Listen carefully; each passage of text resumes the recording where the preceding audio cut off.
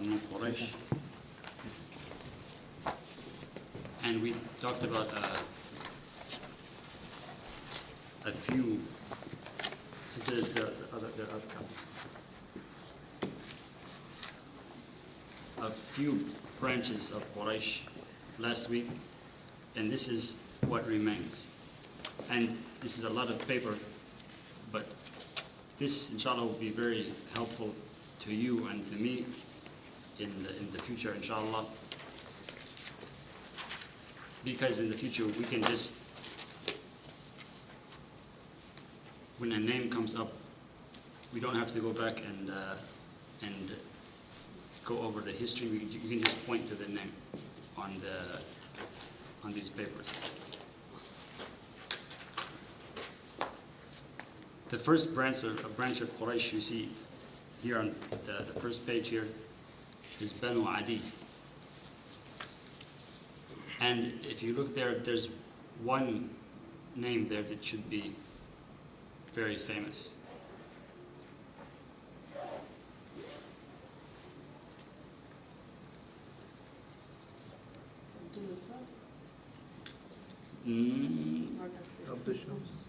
There's a name that's very famous to everyone in the world. Fatima. Fatima is, but this is not the Fatima who is the daughter of the Prophet ﷺ. Umar. Al-Khattab. Al-Khattab, and then you see his son.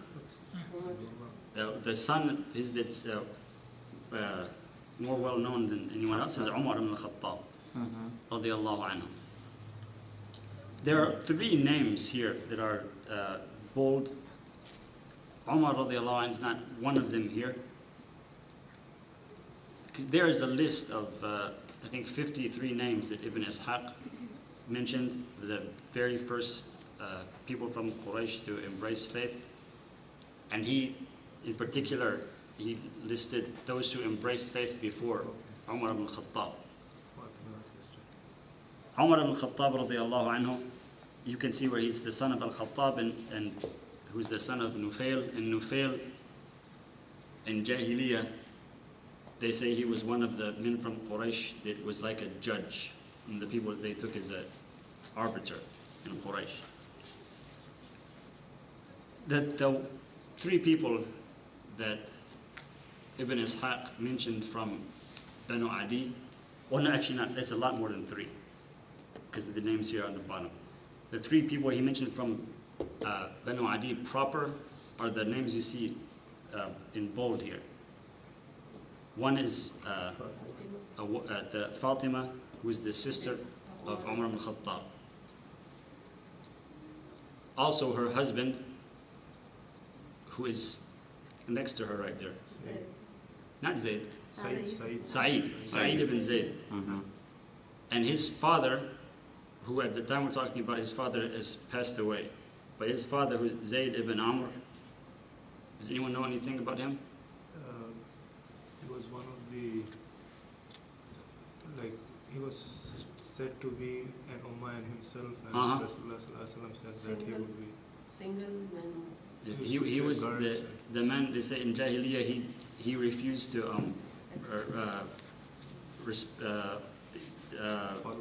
worship the idols, and he refused to eat anything that had been slaughtered in the name of the idols. And it's said that if anybody was going to do, he would volunteer to foster daughters if other people were not interested.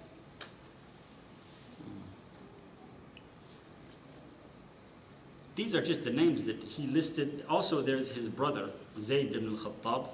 For some reason, it's not on that list that Ibn Ishaq mentioned, but it's Zayd ibn al-Khattab, the brother of Umar ibn al-Khattab, became Muslim before he did. And we talked about him a little bit, I think, last week, that he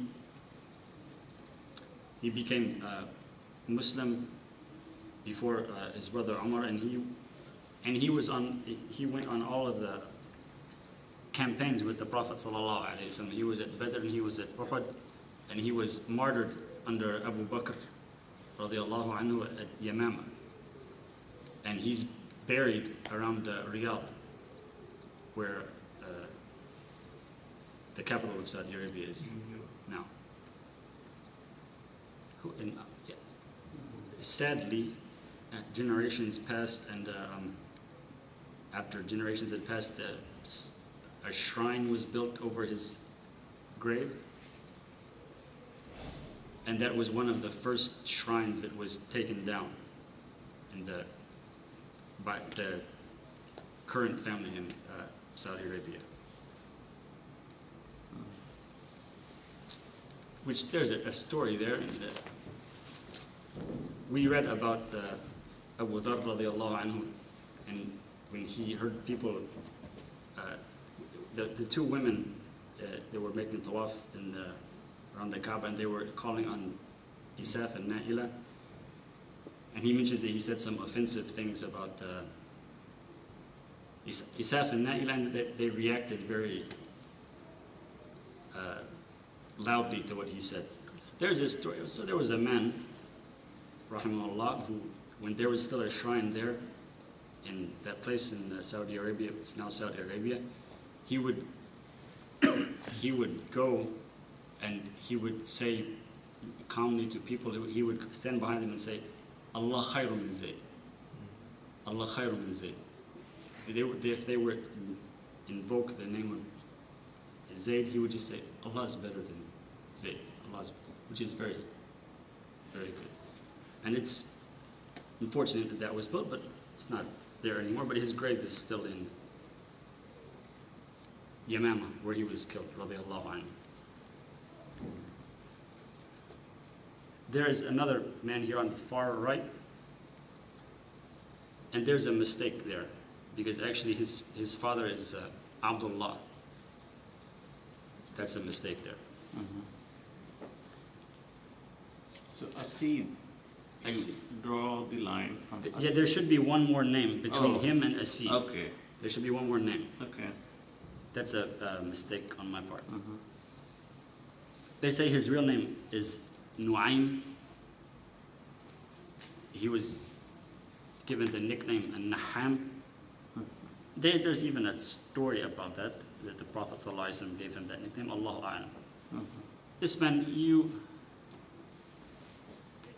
despite what read that he's one of the earliest Muslims, you will not read a story about him usually, other than just his name being mentioned here. They say he's one of the earliest Muslims. Also, in one of the stories that's very well known about how Umar radiallahu anhu eventually accepted Islam. Does anyone know the story? He went to his sister's house. Well, before that, how did he end up at his sister's house? So he was going to kill Prophet ﷺ. He was first, according to that story, he was going out looking for the Prophet ﷺ himself. So Mm-hmm. he met someone in the way. Ah, yes. He doesn't go to the Prophet ﷺ because what? Somebody told in the midway that your sister has been accepted Islam. Why Must you take care of your house. are going to Prophet before you Take care of shut your down? own. Yeah, Yes. exactly. According to one version, that's him. Ah. According to one version of that story, that he's the one Uh-huh. who says that to him. And he was Muslim, but he hasn't declared himself unknown. Well, at least, right. Allahu A'lam, because there are a number of different versions of that story, but what he wants to do there is that he wants to protect the Prophet. I mean, you probably assume that he's not going to actually do anything too bad to his own people. Naham, radiallahu anhu, he was one of the earliest people to become Muslim, but they say he didn't make hijrah with everyone else. He made hijrah, if he didn't make hijrah, he made it very, very late. The reason, they say, is that he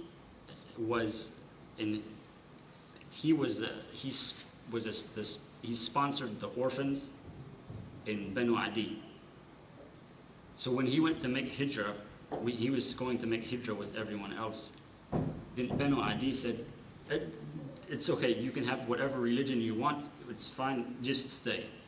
You can be whatever religion you want. So we ended up not making hijrah. That's the story they give, which is, mashallah, it says a lot. And it's true that when we'll read in the Battle of Badr, Banu Adi doesn't go out to the Battle of Badr. Not one single person from them goes out to Badr.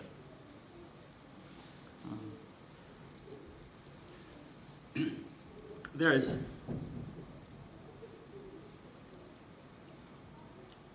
Umar had a number of children. His oldest child, if I'm not mistaken, was Hafsa. Oldest? Yes. Oldest daughter. The oldest, as far as I know, the oldest child. If I'm not mistaken, she's older than her brother. His oldest son is Abdullah, radiyallahu anhu. Abdullah bin Umar was 15 years old at the Battle of the Trench. Which means he would have been around 10 years old at the Hijrah.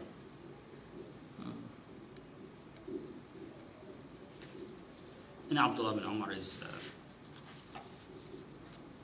one of the most prolific narrators of hadith from the Prophet ﷺ.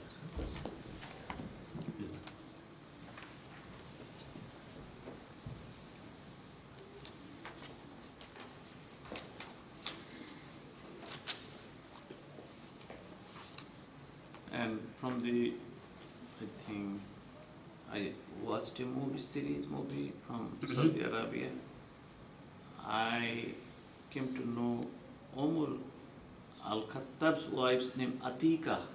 Yes, actually I think he had more than one wife. Later on, one of his wives is the daughter of Ali ibn Abi Talib. Her name is Kulthum. But not the other Kulthum. Okay. And he had children through her. And Umar ibn Khattab, in the end, he's one of the fathers of Umar ibn Abdul Aziz, but to one of the maternal sides. But these are his two oldest children, and they are alive now at the time we're talking about. And Abdullah ibn Umar will describe what happened when his father became Muslim and what he saw. If you look at the next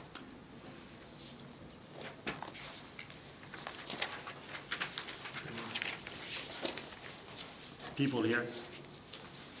I'm sorry. There's and ID also, there are these names at the bottom. There are 4 brothers here. Khalid, Amr, Aqil, and Iyas. They are, by their parentage, they're from Banu Sa'd. And Banu Sa'd, this is the same Banu Sa'd that we read about before. When?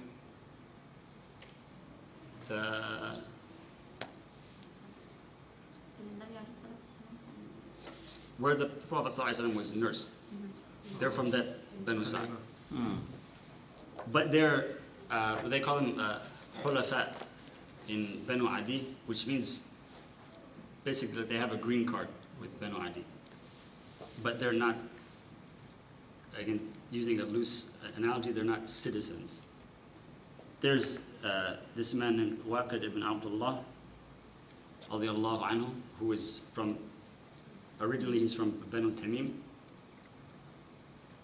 Banu Tamim is very big and still are, and if any of you know Brother Sahir, the Masjid here, he's from Banu Tamim.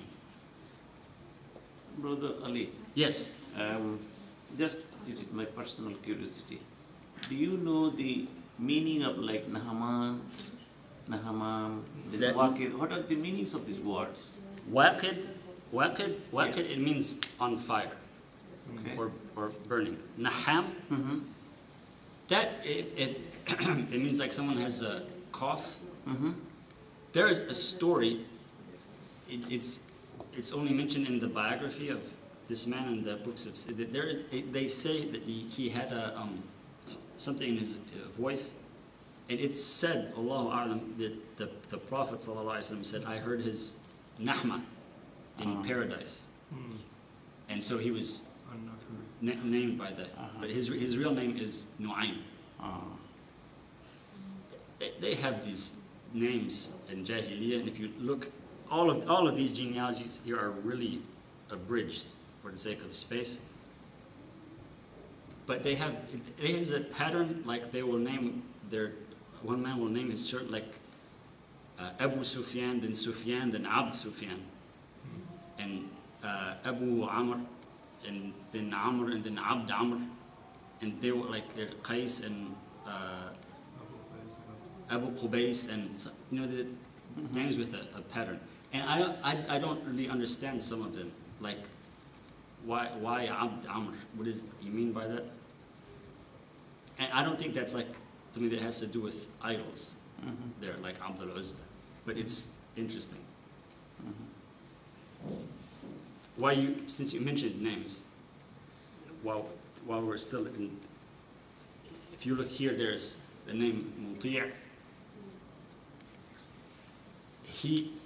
His original name was Al-Asi, and they say he's one of the 4 Usat from Quraysh, one of the 4 people who was named Asi from Quraysh, and they say the Prophet ﷺ called him Muti', which is the opposite of Asi. Asi means defiant or rebellious, and Muti' means obedient, which is also something worth mentioning, that I guess it's a custom in the past century, especially in the West, for a person becomes Muslim to change their name, which is not. It's not necessary part. It's not necessary, and it's not like a default thing that you have to do when you become Muslim. Because the name Umar he was named that before he became Muslim and afterwards, and the same Abu Bakr as well, and Ali, and a lot of these names now that are common names that Muslims are fine names. You can see that they're names in Jahiliyyah as well, and Amr is a name of many good people. It's also the name of Abu Jahl. So that's not really an Islamic name. And the title you give to yourself, that's not what makes you a more pious person or the opposite. If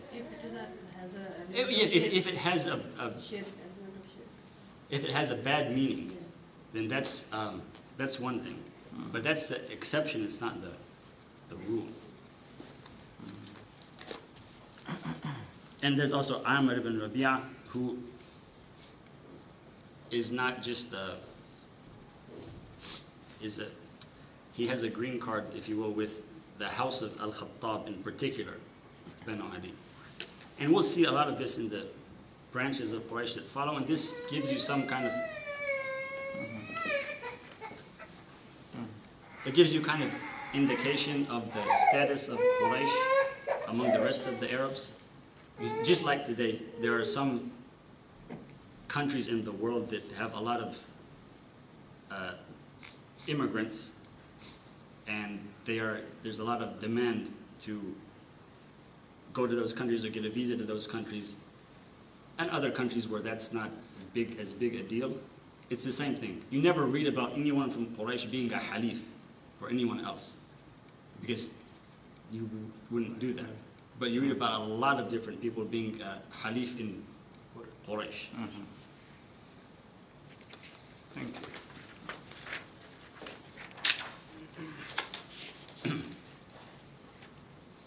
The next branch you have here is Jumah. Does anyone see any name they recognize? What's that? Where? Uthman. Uthman. Where? But that's not Uthman ibn... Okay. Bin Mazin. Okay. Umayyah? Yes, that's a name, but Umayyah ibn Khalaf. Khalaf. And that's a name that's infamous. Mm.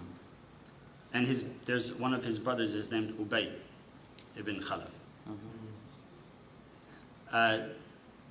That he owned a man named, if you look at the bottom, Oh, Bilal bin Rabah. Bilal ibn Rabah, Uh-huh. radiyallahu anhu. And we read about what Ibn Mas'ud said about Bilal ibn Rabah, and he, along with some others, was one of the first ones to publicly declare their faith, and how he was treated by his owners, who was Ubay in his household. And that despite that, he wouldn't compromise, and he kept on saying Ahad, Ahad, Ahad, Ahad, Ahad. Radiyallahu anhu. We put his name down under here because he originally belonged to them, but he was freed by whom? Abu Bakr. Abu Bakr. So that means that technically he's under 10, which we'll read about later. So here, Bilal bint Rabia, Rabah. mother hai, Hamama. Hamam. So what we know that he was from the Abyssinia, Yes. Habsi. At least his mother. Oh, okay. Yes. And in some narrations that his mother was also freed by Abu Bakr, and her name was Hamam. But And- we don't see the mother's name here. Because she's not in, they're not in the genealogy. Oh, okay. They don't, by blood, they don't belong to. I understand. But it's like the person who's in the box here, it's like they have a green card. Okay. And if you're in the actual bloodline, then you're a citizen. And that's why sometimes you will find a person will say, this is my son. Even though everybody knows it's not his son. And actually this man, before Waqid, he Yes. was called the son of someone here. Which means that calling them your son is like saying they're a citizen proper. Whereas their halif, it's like their green card. So this mother, I think mother of Bilal, she came before the Bilal came to the surface. Yes, but I don't know the exact story behind that. They were in bondage. They were owned by that family. I don't know the exact story. Okay. Yeah. And also in Jahiliyyah, you read about sometimes a man will actually have a son, but he doesn't acknowledge the son. Meaning even though it's not, they have the blood, but he's not allowing him to be a citizen. There's a story about someone very famous from Jahiliyyah, Antara bin Shaddad, who his mother was a slave woman, and his father didn't acknowledge him until he became a big shot. Then his father said, he's my son. This is more or less parallel to here too, in America too. Oh, yeah. Yes, you can understand. Jefferson, Thomas Jefferson had lots of, I think, sons from the slaves, but they were not recognized. What we learned from the Monticello genealogy. Yeah. Yeah, it didn't, Yes.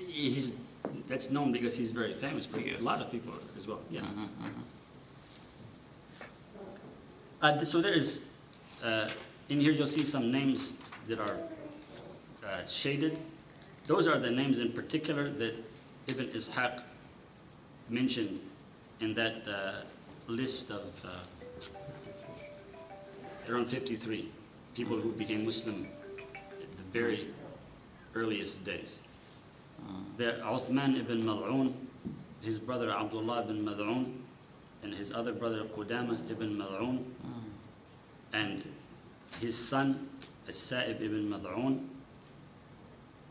That's what those are the names that he mentions right there. But this whole household, the whole house of Mad'un, all of them leave. All of them make hijrah. The men and women, all of them leave. These are just the names he mentions at the very beginning. And there's also here Zainab bint Mal'un. She is the wife of Umar ibn al-Khattab, radiyallahu anha wa anhu. And she is, at the time we're talking about, she's the wife of Umar ibn al-Khattab. And she is the mother of Abdullah ibn Umar and Hafsa.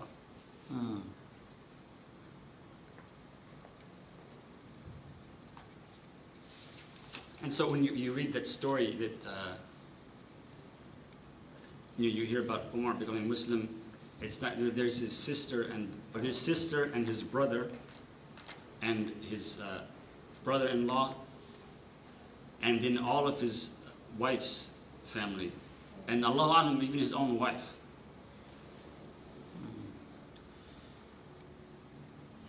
There is these three names here: Hatib, Hattab, and Ma'mar, the sons of Al-Harith.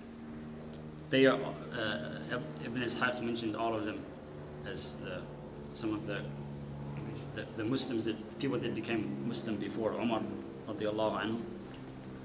And here the wife of Al-Hattab, he mentions her by name as well, and he didn't mention where she's from. The wife of Hatib, I think we read about her earlier in one of the other.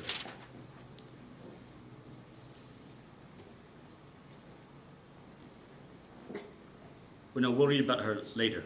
Her name is Fatima bint. He mentioned there are two wives by name, Hatib and Hattab. Hattab's wife is named Fukayha, and Hatib's wife is named Fatima, and we'll read about her very shortly, inshallah.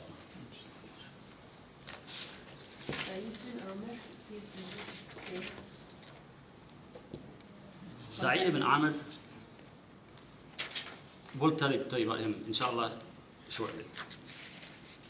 But these names, inshallah, if we keep this with us, a lot of times we'll come back to here and point to a name here, and it'll make things a lot simpler for us. If you look at the next page there, again, there's a name that's, and alhamdulillah, that's right, nobody should miss that. That's right in the middle there. Abu Bakr, and Abu Bakr is one of the ones that he was one of the very first to embrace faith after the household of the Prophet sallallahu alaihi wasallam. And the Prophet sallallahu alaihi wasallam is quoted as saying that everyone else stumbled, or everyone else had to hesitated, but Abu Bakr didn't hesitate. And there's plenty we know about Abu Bakr radiallahu anhu, and the Prophet sallallahu alaihi wasallam at the end of his life said, everyone who has helped me, I've been able to match what they, in some way, except for Abu Bakr. No one has helped me with his self or with his wealth more than Abu Bakr has. He has done me a favor that only Allah can pay him back for. Radiallahu anhu. If I had, the Prophet ﷺ said, if I had a best friend among my ummah, it would be Abu Bakr. Radiallahu anhu. Abu Bakr had a number of children. They're not all here. One here that's shaded is Asma. And she is one of the ones that Ibn Ishaq mentioned. She became Muslim. She embraced faith very early, along with her husband, who was? I think last Sunday we discussed that. Yes?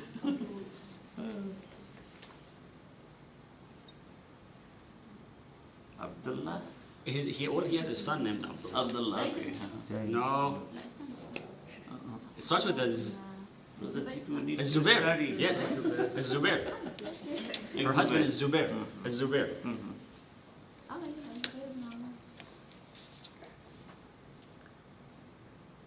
He had a number of children. They're not all here. His eldest son is named Abdul Rahman. That's his eldest son, and the father became Muslim before the son did. Abdul Rahman, he becomes Muslim radiallahu anhu, and I think eventually, and he makes hijrah, but much later than his sister or his father. And you read in the you read in the Seerah, in the last day of the life of the Prophet sallallahu alaihi wasallam, he comes to the house of his sister, who is Asma? not here, no, not in this Oh. Khadija. Oh, okay, Aisha. Aisha, astaghfirullah, she's our mother. Yeah. Aisha radiallahu anha. But I'm saying she's younger than Asma. He comes into the house of Aisha and he has some siwak, and she says the Prophet ﷺ started looking at the siwak and she asked, should I take it for you? And he also, after she makes hajj with the Prophet ﷺ, Abdul Rahman also takes her back. She wants to make Umrah too, so he takes her back to a place called Tan'im, outside of Mecca, to make Umrah with her. He didn't become Muslim until much later. There are other things here. And he had a lot of sons, and that book about the genealogy of Quraysh, SubhanAllah, it's very, he wrote that like 300 years after Hijrah. And a lot of times he will tell you where they are now. And when he's talking about the sons of Abu Bakr, he gets to one branch of the sons of Abu Bakr, and he says, right now they live out in the desert. If you go to, and he describes it in detail. If you're going to Mecca, on the right of the road there, in this place you go past this valley, that's where they are. That's, and SubhanAllah, it's just, wow. I don't know why, but that's just a lot to think about. The children of the Abu Bakr are just there in the desert. And you read about Quraysh, and you read about a lot of these other tribes. It's always, at least for me, it's always meaningful to learn where they are now, because a lot of times they're still here now. Sometimes they still have the same names, because you see that the people that we're reading about, it's not a fairy tale. They're not like they're people just like you and me. And then their children are right here and right now. And I remember, and I went to school with people with Thaqafi and Hudali, all these tribes that were in Thaqif and Hudayr that we'll read about in Sulami, and even the descendants of the Prophet ﷺ himself, and of Hassan and Hussein in particular. There are lots of them in almost every Muslim country. In Egypt, they say there are 7 million descendants of the Hassan and Hussein. They call them Ashraf. And same thing in Mecca, particularly in Saudi Arabia, there are a lot of people descended from the Hassan and Hussein, radiallahu anhu. Also, we read here another name. There's another name shaded. Talha. Talha. Talha ibn Ubaydullah. They say that when there was a man who, when those two became Muslim, there was a man who had tied them, had locked them up and tied them together. In the box down here, you read, there are 2 names here. One we read about before. The first name? Suhaib ibn Sinan. He was referred to as, is still referred to as Ar-Rumi. And apparently he was held captive in Byzantium by the Romans for a while, and they say that he got an accent. But they say he's really an Arab from the tribe of Namr ibn Qasid. There's Amr ibn Fuhayra, who is the freed slave of Abu Bakr. And they say he also is one of the earliest ones to embrace faith. And we'll read about him again and again.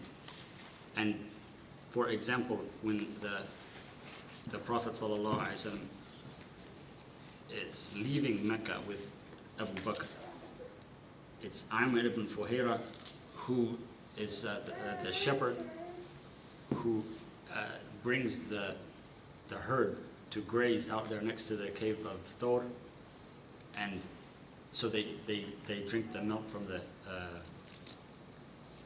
Goats. the goats at night, and then in the early morning he moves them back, and he has the goats, the herd go back and forth to erase any tracks that they might have left.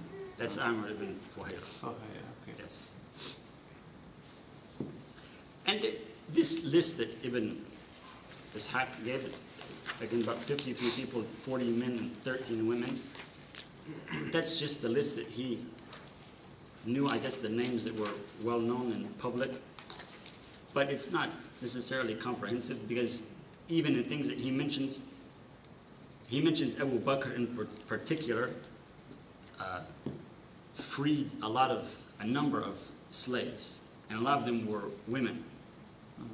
And he mentions the names of a few, and he mentions the names of the name of one who was actually, he doesn't know her name, but they said there was a girl who was being persecuted by Umar ibn Khattab radiallahu anhu, and that Abu Bakr freed her. And they say that his father criticized him and said, if you're going to free slaves, you should free people that are going to be able to help you. Because the way it works is when you free a slave, now he's your mawla, and he belongs to you, and he's like a citizen in your clan. So if it's someone with a skill or someone with wealth or someone who's powerful, it's good for you. There's an incentive for you to free them. They say that his father criticized him and said, you should there's a particular type of people, you should free people who can come to your aid and defend you. And they said, Abu Bakr said, I have another agenda. I'm thinking about something else. Radiallahu anhu.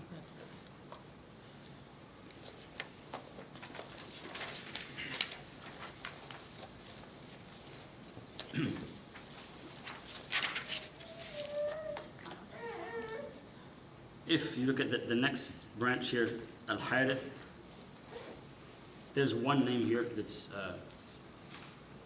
shaded, one name here that's very well known, Abu Ubaidah. And his real name is Amr. We call him Abu Ubaidah ibn al-Jarrah, and al-Jarrah is his grandfather. Al-Jarrah died in that war in Jahiliyyah, the Fijar war.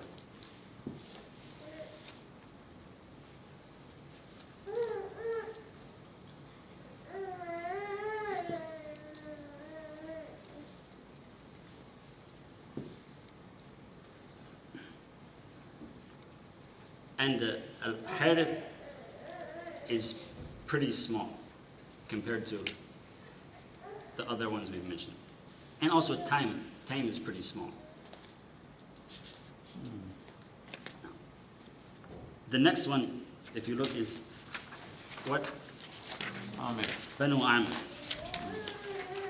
There should be a name here that's familiar, but it's maybe hard to find. And it's one of the wives of the Prophet ﷺ, to make it easier. It's not. Well, yeah, you're right. That is Khadija bint Khuwaylid. But she's not in Bani. That's there for another reason. She's not in Banu Amr. She's in Asad. And this is the first. How is that one of the Prophet's wives? Oh, is it? Sorry.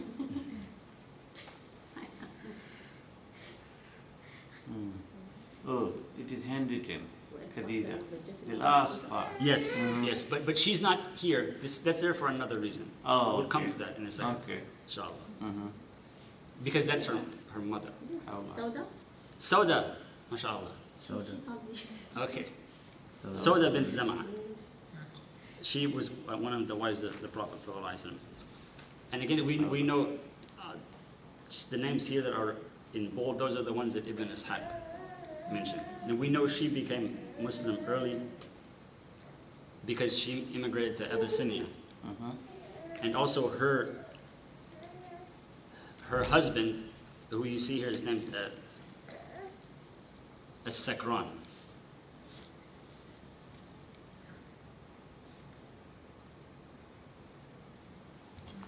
See?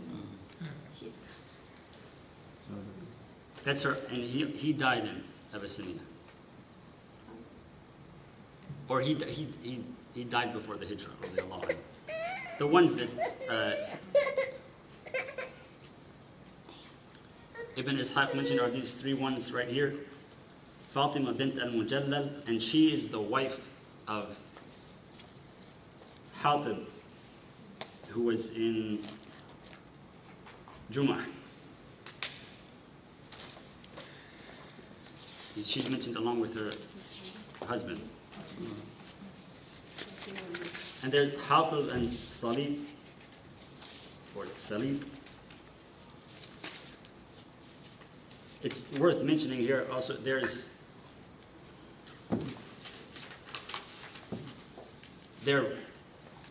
you look, there are four brothers here. There may have been more, these are just the four that I mentioned here. There's Hatib and Salit, there's a Sakran to the left. Can everyone see that? Hatib and Salit, they're mentioned as two of the first to accept faith. And their brother as well, he was early Muslim as well. Suhail ibn Amr is,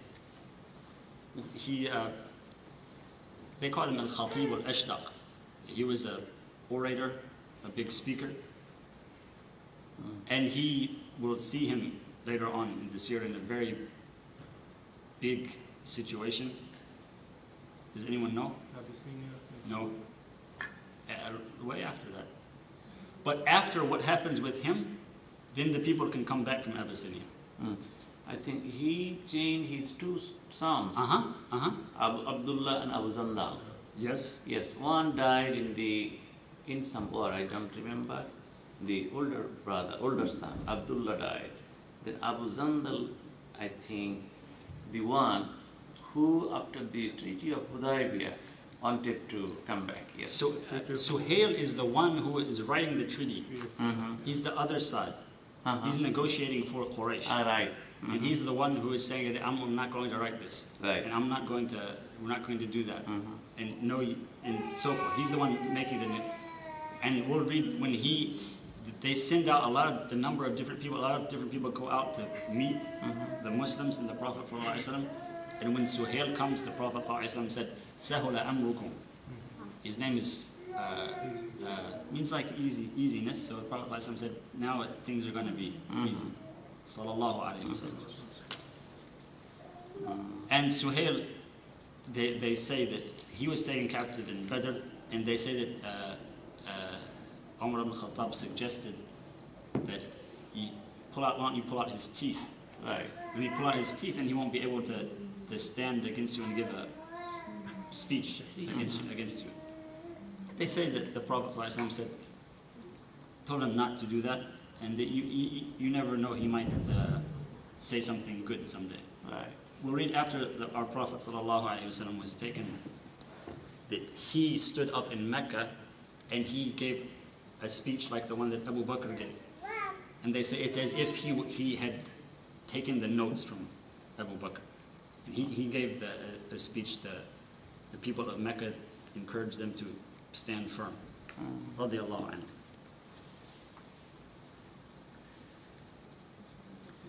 If you look again to the far right here, the very far right, the bottom, there's a man named Amr ibn Qais. That is not on the list that Ibn Ishaq gave, but he was known by another name. He was known by, I guess, his mother's nickname. He's known as Ibn Maktoum. Ibn Maktoum. And we read about him in the Quran. Abasa. Everybody seems to agree that he is the A'ma in that surah. And he became the ruler of Medina, I think, administrator, later appointed by Prophet. He is Often you'll read that the Prophet ﷺ will leave him in charge Right. of Medina when he's going out, or at least leave him in charge of Salah. Yes. If you'll see, he is the cousin of Khadija. So Khadija is her mother is Fatima bint Zaida. So Ibn Maktoum, he would be Ibn Khal, right? You say in Arabic the Ibn Khal of Khadija. They don't have that in English, but yeah, it's confusing. So, But Brother Ali, what is the reason why they have choose the name like not Amr ibn Qais, instead they are calling Ibn Maktoum? What is the reason? it's just I don't know the reason by particular for that one, but it's just what gains notoriety and what Famous. like it's not like a law. It's just what people notice or becomes more notable, then they'll say it. Like even some entire, like the Aus and the Khazraj in Medina, they're referred to as Awlad Qayla, the children of Qayla. And Qayla, because Qayla is one of their mothers. Even the half of the Arabs, okay, I guess the quarter of the Arabs that Quraysh belongs to is called Khindif. And Khindif is the mother. So they're known after their mother. It's just, Okay. whatever seems, for some reason, there's always a story behind it. And for the sake of organization, this is how they're socially organized, is by the children of the father. But the mother, the relationships with the mother are remembered, and they're important. They matter to people, and we'll actually see that in the Seerah, sometimes for good and sometimes for bad. Okay. And in the book and the genealogy of Quraysh,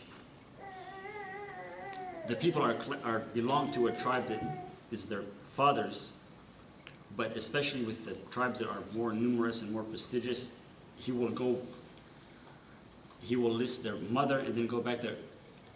They'll go way back with the mothers. His mother is so and so, and her mother was in her mother, and her mother, and her mother, her mother. So they remember that, and it makes it matters to them.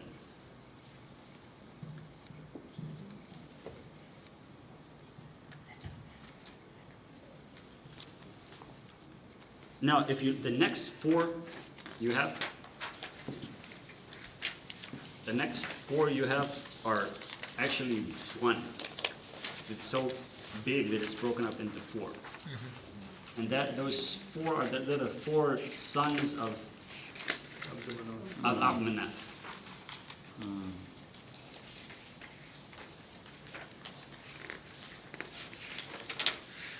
And we saved the biggest for the last.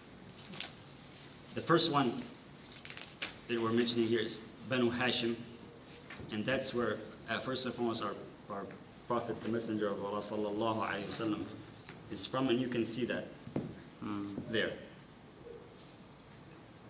Two or actually three others that are mentioned, and we already mentioned them as some of the earliest Muslims. Here are Ja'far, the son of Abu Talib, and another son of Abu Talib, Ali ibn Abi Talib. He has other sons. He has 4 sons. They say that there's 10 years between each of them. And there's Hani that we read about before. She becomes Muslim when Mecca surrenders. Aqil eventually becomes Muslim. I don't know about Talib, because Talib goes out with Quraysh to Badr, and then Quraysh sends Banu Hashim back. They don't trust their loyalty for obvious reasons, so they send them back. And Abu Talib goes, and not Abu Talib. Abu Talib at the time is not alive. Talib goes back with Banu Hashim. Zayd ibn Haritha, we talked about Zayd. He's the adopted son of the Prophet, and at the time he was known as Zayd ibn Muhammad sallallahu alaihi wasallam, radiyallahu anhu. There's another name that you should mention here. That's Asma bint Umays, who is the wife of Ja'far. Asma, and she's mentioned by Abu Ishaq. Asma bint Umays, the wife of Ja'far, and later on she marries Abu Bakr, and later on she marries Ali ibn Abi Talib.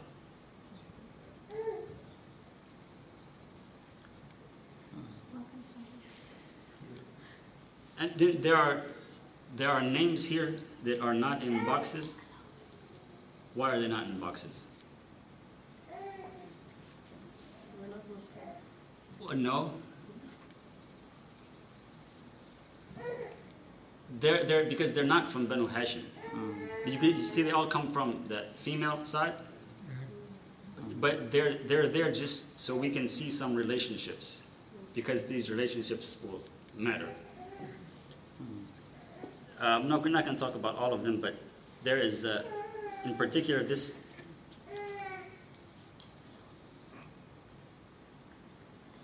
Actually, we might not talk about any of them now, but this line here in particular, the sons of Jahsh,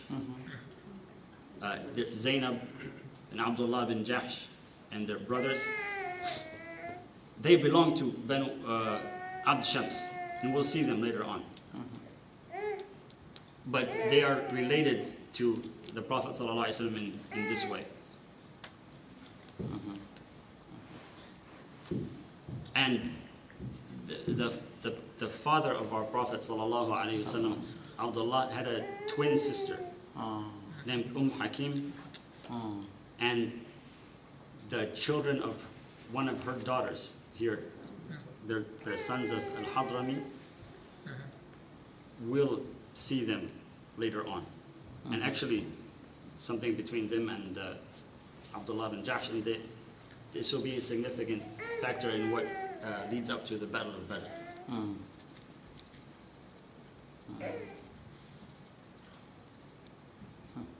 There are a lot of things that we'll come back to later on, inshallah. The next branch of Abd Manaf is Al-Muttalib.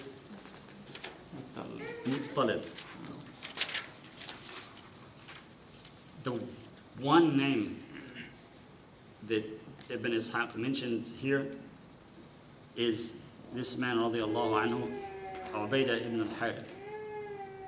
Ubaidah ibn al-Harith.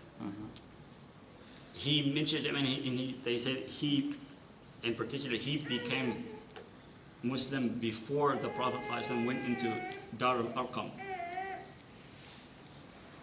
He's the one name that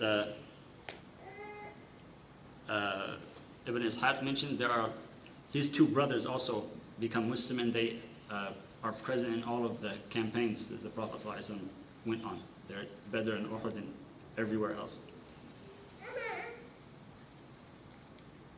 There's something here that doesn't have to do exactly with the seerah, but it's worth mentioning.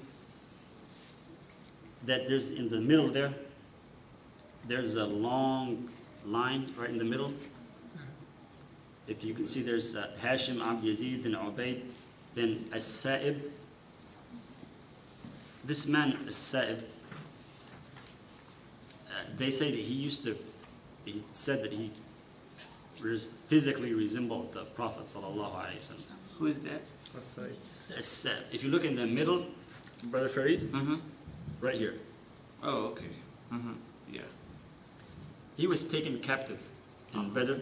They say he used to physically resemble the Prophet sallallahu alaihi wasallam. Wallahu a'lam. But what we have here is way, way, way, way down. One of his great-great-grandsons. Muhammad. Who is he? grandson? Way down here. Oh. And he died in the year 306, I think, or around that. Muhammad ibn Idris.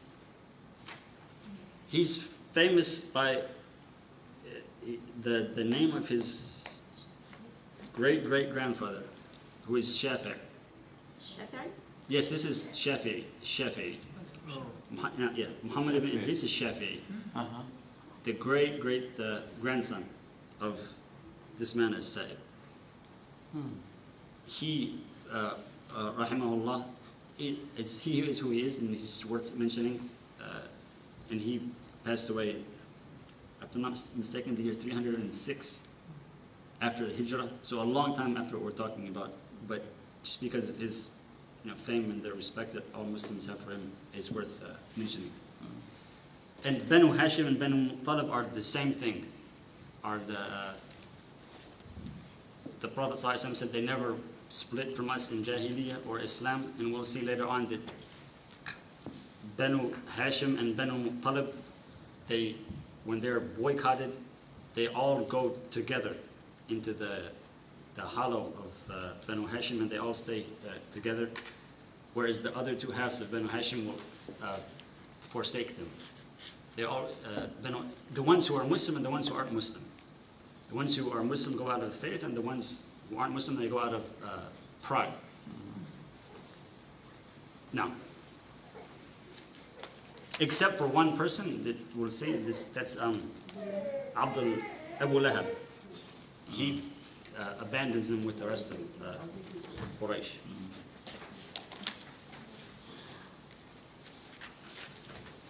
Two more branches of Manaf.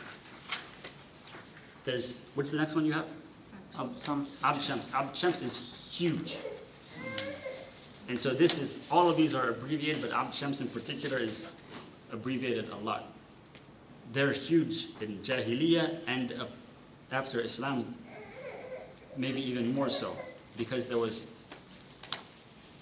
Banu Umayyah, who were the Khulafa.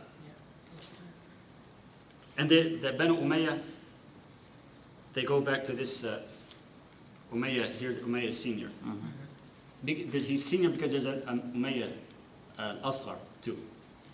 And it's not there because there's not enough space.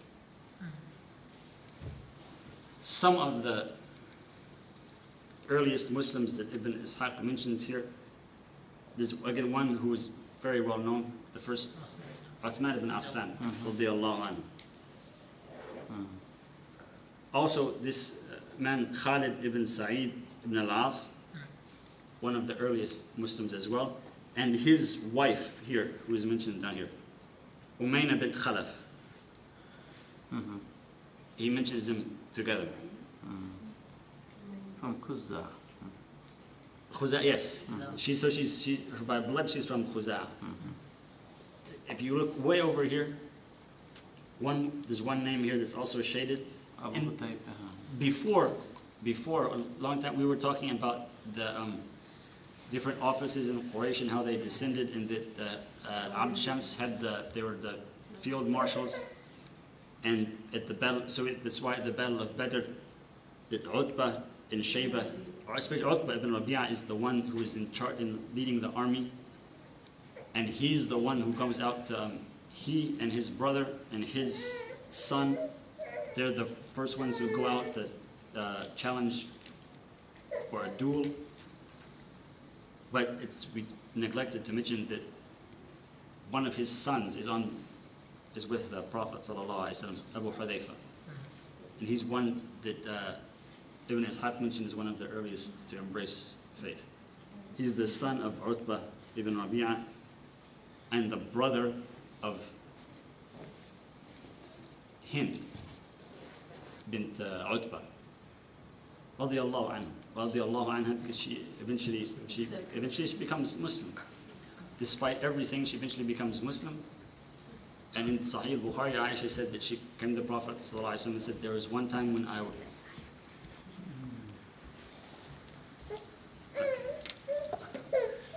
You take this. Take her fast to the left. And she says there was a time when I wanted to see your tent fall more than any other tent, but now I want to see that your tent to be strong more than any other tent. And the Prophet ﷺ said, وَأَيْضًا, likewise. Sallallahu alayhi wa sallam.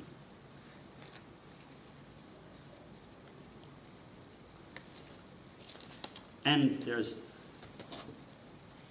these names here. He mentions also in the... Where? She wants to talk. Okay. You see this? Here, this is the family of Jahsh. In particular, he mentions Abdullah and Abu Ahmed. Abu Ahmed, who was blind. He mentions them, the two of them as the two of the first to become Muslim. But that whole household, the household of Jahsh, they all become Muslim. And then there's a story, inshallah we'll see it again, they all go to Abyssinia, and then their house is totally empty and the door is being blown by the wind.